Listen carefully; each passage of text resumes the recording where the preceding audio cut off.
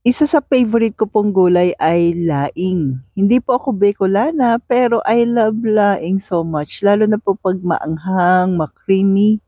So, share ko po sa inyo ang tinuro sa akin ng aking friend na Bicolana.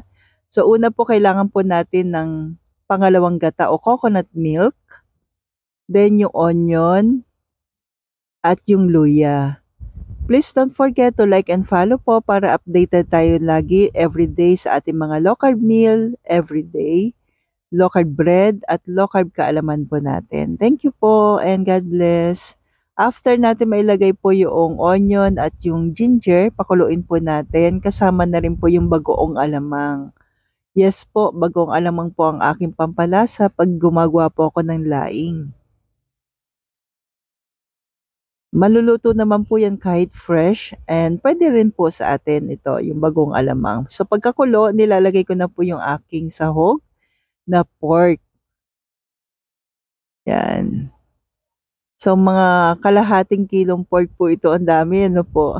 Yes, sinusulit ko na po para po kahit isda po yung aking partner, busog pa rin po.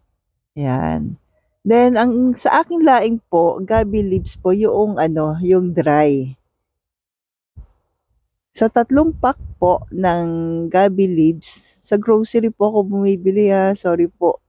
Pero sa grocery po ako madalas bumibili po ng dahon na leaves. Yan. Sa 1 pack po ay 2 nyog. So tansyado ko na rin po kasi ito po ay 3 pack kaya marami.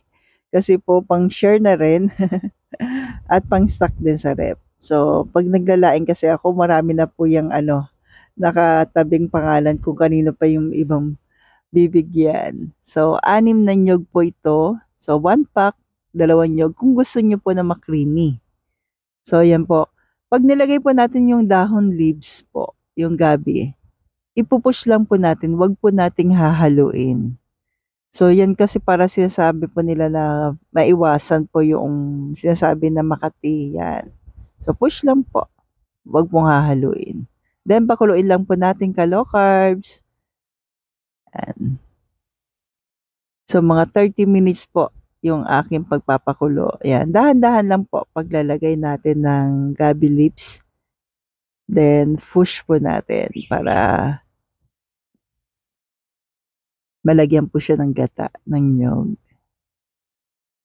Ayan. So, minsan lang din po akong gumawa ng laing, pero ayoko pong tipirin sa gata. Yan. Siyempre po, hindi mawawala din po yung chili. Masarap kasi yan. Yan, so pag ganito na po siya, yan, almost na po. Yan. Diyan na nga, medyo hinahalo ko ng konti. Konti pa lang naman yan. Pag konti na lang po yung sabaw niya or yung unang gata. Pangalawang gata pala, sorry po.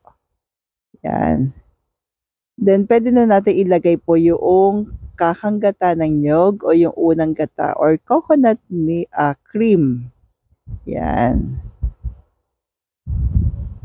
So, kung umabot ka po sa part na ito, sa province nyo po, okay lang po ba na pa-comment kung anong province po kayo po at anong masishare nyo naman po na favorite nyo ninyo na pang side dish, gulay.